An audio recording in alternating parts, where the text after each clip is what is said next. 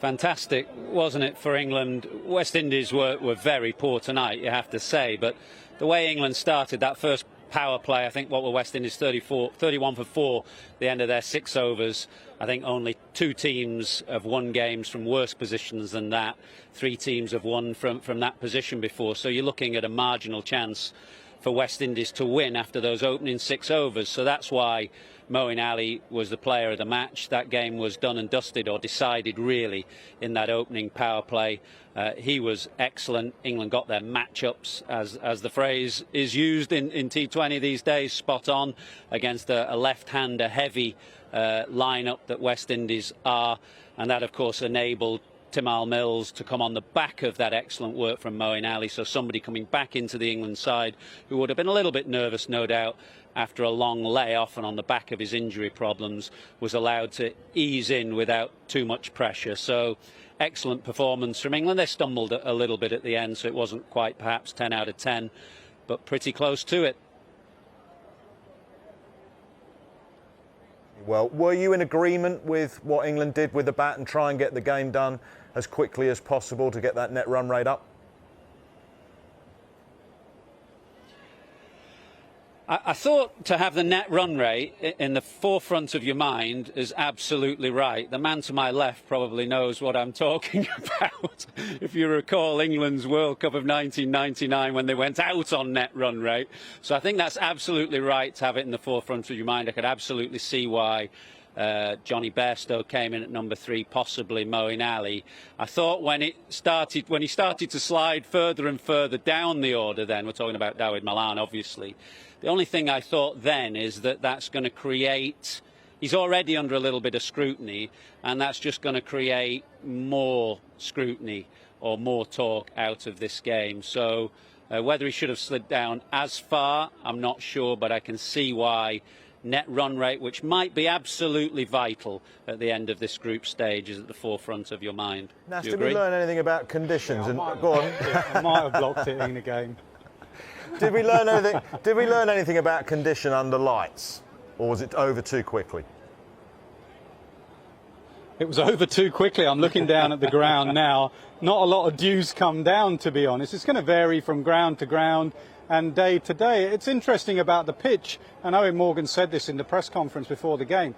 Not only do you have to adapt to conditions here, you have to 3 different venues, and Tymal mentioned it there in that interview about we'll reassess when we go to Sharjah and then we'll go to Abu Dhabi. It was a low-scoring game there today, so they're just going to have to reassess. But this, as Sam has just said in the studio, this is a big playing area, and I think that's where the West Indies weren't smart.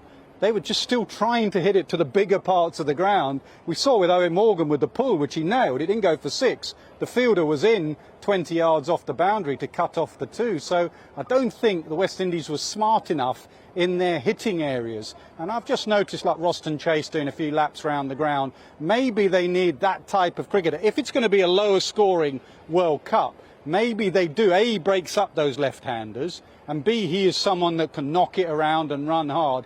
Problem with that, obviously, with some ageing West Indies batters like Russell and Gale and Pollard, will they be able to do that style of cricket on 1s and 2s and be busy? So West Indies have just got to be smarter and play the conditions, which England and Morgan have spoken about. But Pollard said to you, Ath, at the presentation, they need to just bin it and move on. Is there an element of forget what's gone on today and we've just got to move forward?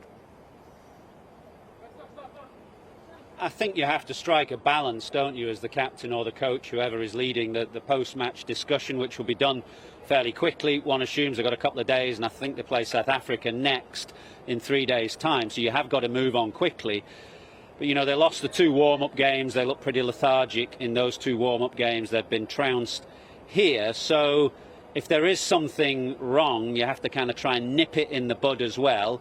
And maybe, as Nasser said, decide whether to include somebody like Roston Chase for the reasons that Nas rightly mentioned. Your right-hander breaking up the left-handers, a steadier type player, and somebody who can bowl off-spin at a side like England, who maybe have a lot of middle-order left-handers as well. So those are the options. But you certainly wouldn't want, I mean, this West Indies side have got so many fine players, so many experienced players who've been through these ups and downs before. You wouldn't want to be constantly hammering on about this particular day. You maybe have to address it, but quickly move on, because you've still got a tournament to win. It's the first game. It's not like some of the other World Cup T20s that we've seen, where it's a smaller group stage, you lose one game and you're done, almost out.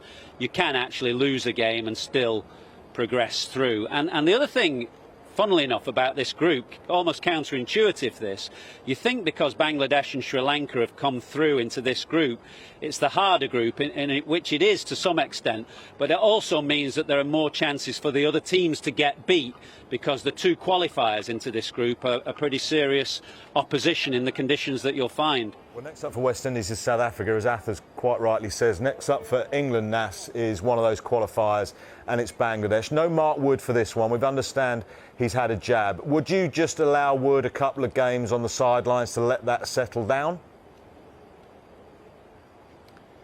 Yeah, I spoke to him from a socially distant 2 metres away, and he was a little bit disappointed, to be honest, because he bowled beautifully in that warm-up game against New Zealand. He said in the third over, he got 4 wickets in that game, he said in the third over he just felt his ankle a little bit, and he finished off, and he's had that jab.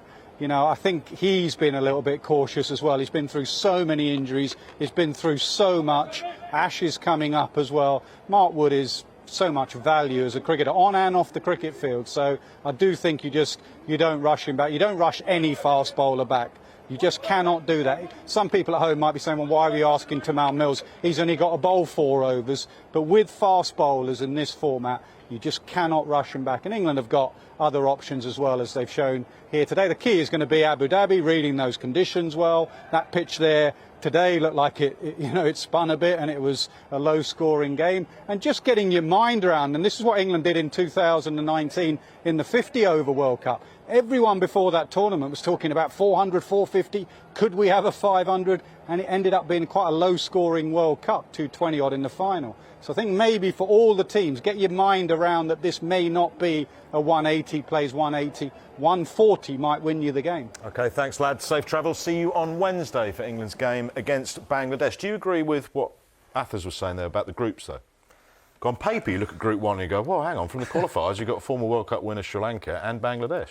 I think so, yeah, with obviously the other group with Namibia and Scotland qualifying. It obviously looks the stronger group, and in those conditions, I guess Bangladesh and Sri Lanka have shown that they obviously quality players. Bangladesh has just beaten Australia recently as well, so I think it's a World Cup. There's always going to be good teams, so I think, yeah, it's a good start for England. Hopefully it can continue. You agree? Oh, I think they both look pretty tough, but I mean, New Zealand are going to be good. Afghanistan in these conditions, they're not going to be easy. I think there's some very good sides in it.